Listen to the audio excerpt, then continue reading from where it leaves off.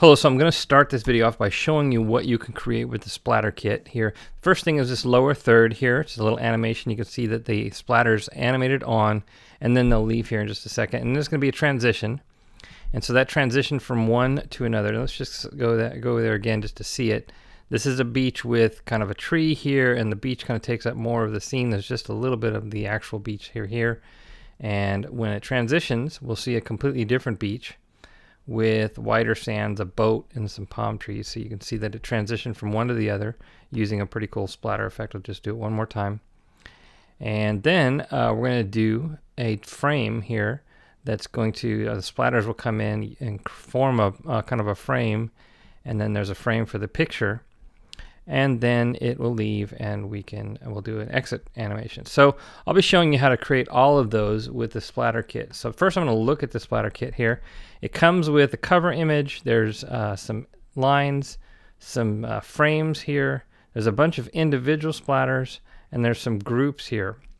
And I'll show you how to use all of those here in a second. Now I'm going to be using Easy Animator because it's faster. You can use these in other programs as well. It's a little bit easier in Easy Animator also, just simply because you can overlap the animations and all kinds of stuff like that. So let's take a look at that. So first of all, I'm just going to go ahead and I'm going to find the splatter effects. I've got them in my Dropbox in Whiteboard where all the assets are. So you just would want to download them. And let's take a look first at that transition, or the lower third. And so I just can import a splatter effect here, and I can size it, position it wherever I want.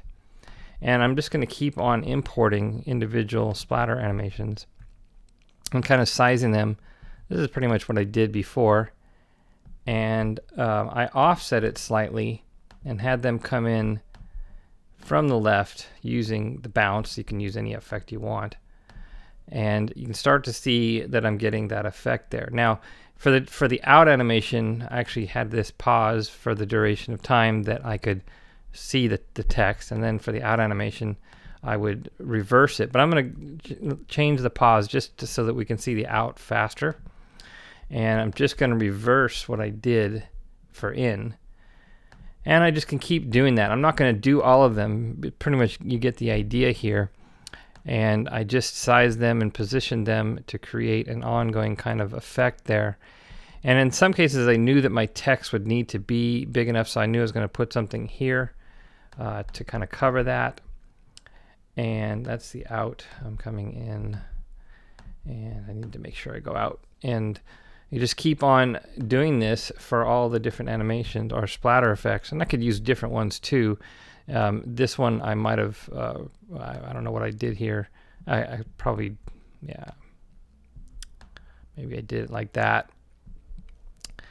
And just keep coming in and doing the rest of the animation. So that's how I created the lower third, and then I obviously added the pause and you can keep creating them. You can use different ones. You don't have to use the ones that I'm using here. But once you export it, now I'm using an updated version of SWF Exporter. So I don't have didn't do the installer, so it's only I can't export them MOV in this particular example. But you should be able to as long as you've used the non-air version. So let's go to the transition, and what I did there was I used these groups. So there's a splatter group. They're not kind of arranged very well together. So let's bring one in. I'm going to delete that last one. And for these, I made them as big as a stage. So I'm going to import another one and made these as big as a stage. Now you can do any kind of effect. Like this particular one, it looks to me like it kind of overlaps in the same direction. So I might rotate this so that it's different. It kind of fills up a different area of the screen. And you can position them however you want. And once again, you can animate them however you want. I'm going to, just do something like that. Now they can come in at the same time or offset like I did before. And what I did was after I brought in about 3 groups, I started to do the lines. Let's bring in one more here. And offset that and come from a different direction just to make it interesting. And then finally, I started to do these lines because they cover more area. So there's an ink line here. And see, it's kind of washing out more of it.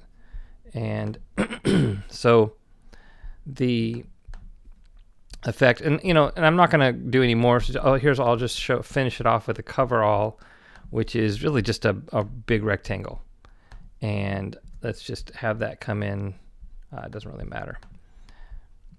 And I want to offset that. Oops, I accidentally deleted it.